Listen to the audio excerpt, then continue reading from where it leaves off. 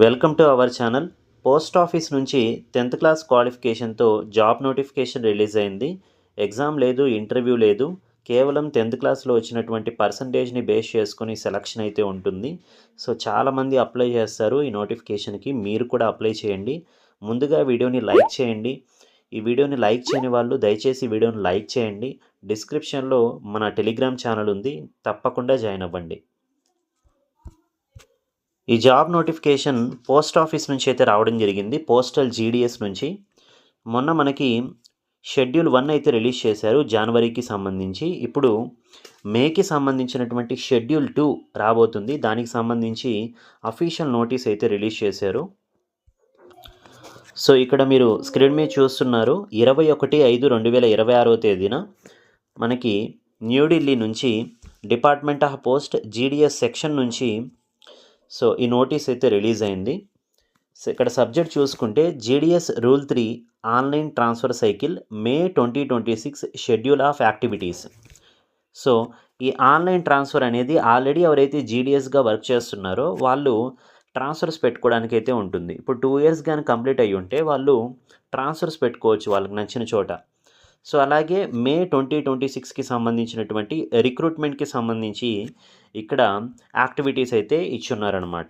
Vacancy updation by divisions or units 25th May నుంచి June 1వ తేదీ వరకు ఈ ప్రాసెస్ అయితే జరుగుతుంది.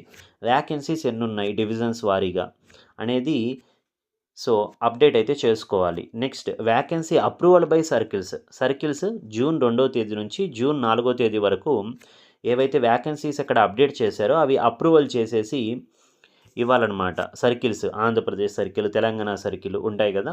సో మొత్తం అన్ని రాష్ట్రాలకు సంబంధించినటువంటి సర్కిల్స్ ఈ ప్రాసెస్ అయితే చేయాలి. నెక్స్ట్ ఇక ఆన్లైన్ ట్రాన్స్ఫర్స్ పెట్టుకోవడానికి సంబంధించినటువంటి ఆ ప్రాసెస్ అనేది ఇక్కడ ఇవ్వడం జరిగింది వీళ్ళు. సో మనకేంటంటే జూలై 21వ తేదీ వరకు ఈ ట్రాన్స్ఫర్స్కి సంబంధించినటువంటి ప్రాసెస్ అంతా అవుతుంది. ఇది అయిపోయిన తర్వాత మీకు జూలై నెలలోనే నోటిఫికేషన్ విడుదలయ్యేటటువంటి అవకాశం ఉంది ఈ మే షెడ్యూల్ 2కి సంబంధించి. సో మరి ఈ పోస్టులకు అప్లై చేసుకోవడానికి ఉండాల్సినటువంటి educational qualification 10th class pass అయితే చాలు. ఎవరైతే 10th క్లాస్ అనేది పాస్ అయి ఉన్నారో వాళ్ళందరూ అప్లై చేసుకోవచ్చు. అలాగే లోకల్ లాంగ్వేజ్ అయితే ఉండాలి. సో ఆంధ్రప్రదేశ్, తెలంగాణ వాళ్ళకి లోకల్ లాంగ్వేజ్ అనేది తెలుగుగా అయితే ఉంటుంది. ఆంధ్రప్రదేశ్కి తెలుగు, అలాగే తెలంగాణకి సంబంధించి కూడా మనకి ఏంటంటే తెలుగు అనేది మన లోకల్ లాంగ్వేజ్. మనం 10th క్లాస్లో తెలుగు అనేది ఫస్ట్ లాంగ్వేజ్గా చదువుంటాం. ఓకేనా. సో 10th క్లాస్ క్వాలిఫికేషన్ ఉండాలి, అలాగే లోకల్ లాంగ్వేజ్ అయితే ఉండాలి. సో మనం హిందీ సబ్జెక్ట్ కూడా చదువుంటాం ఒక లాంగ్వేజ్గా. సో మీరేంటంటే అప్లై చేసేటప్పుడు హిందీకి సంబంధించినటువంటి సర్కిల్స్కి కూడా మీరు అప్లై చేసి అక్కడ కూడా ఏంటంటే జాబ్ తెచ్చుకోవచ్చు. చాలామంది మన వాళ్ళు తెచ్చుకొని ఉన్నారు. సో ఇప్పుడు వాళ్ళు ట్రాన్స్ఫర్స్ కూడా పెట్టుకోవచ్చు అనమాట. ఆన్లైన్ ట్రాన్స్ఫర్స్ పెట్టుకోవడానికి కూడా ఇప్పుడు ఆప్షన్ ఇస్తున్నారు. సో ఇప్పుడు పక్కన నార్త్ ఈస్ట్ అటు సైడ్ వెళ్ళి జాబ్ తెచ్చుకున్న వాళ్ళు ఇప్పుడు ఆంధ్రప్రదేశ్ సైడ్, తెలంగాణ వాళ్ళైతే తెలంగాణ సైడ్ పెట్టుకోవడానికి అయితే ఉంటుంది. సో 2 ఇయర్స్ అయితే వర్క్ చేయాల్సి ఉంటుంది. సో మరి ఇక ఈ పోస్టులకు సంబంధించి ఏంటంటే ఎడ్యుకేషనల్ క్వాలిఫికేషన్స్ చూసాము. ఏజ్ లిమిట్ చూసుకుంటే మినిమం 18 సంవత్సరాలు ఉండాలి, మ్యాక్సిమం 40 సంవత్సరాలు. 40 సంవత్సరాల కన్నా పైన ఉన్నవాళ్ళు, మీరు కానీ రిజర్వేషన్ కేటగిరీలో ఉంటే ఎస్సీ ఎస్టీ అయితే 5 సంవత్సరాల వరకు రిలాక్సేషన్ ఉంటుంది. ఓబీసీ అయితే 3 సంవత్సరాల వరకు రిలాక్సేషన్ ఉంటుంది. పీడబ్ల్యూడీ అయితే 10 సంవత్సరాల వరకు రిలాక్సేషన్ ఉంటుంది. సో ఈ విధంగా ఏజ్లో రిలాక్సేషన్ ఉంటుంది. ఇక శాలరీ డీటెయిల్స్ చూసుకుంటే బీపీఎంకి అయితే 12,000 రూపాయల నుంచి 29,380 రూపాయల వరకు బేసిక్ పే ఉంటుంది. ఏబీపీఎం లేదా డాక్ సేవకి సెలెక్ట్ అయిన వాళ్ళకి 10,000 రూపాయల నుంచి 24,470 రూపాయల వరకు బేసిక్ పే అయితే ఉంటుంది.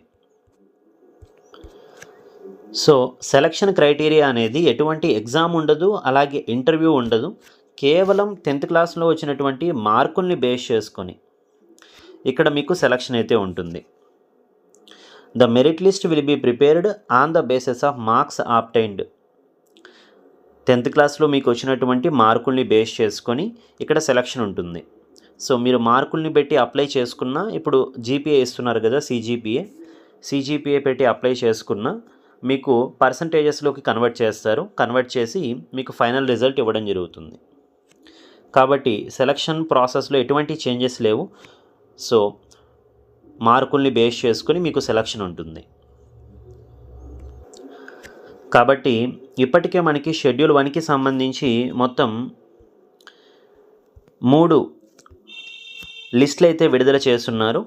ఓకేనా, ఇంకొక 1 లేదా 2 లిస్టులు అయితే వస్తాయి ఈ నోటిఫికేషన్ వచ్చేలోపు. కాబట్టి ఈ వీడియోని లైక్ చేయండి.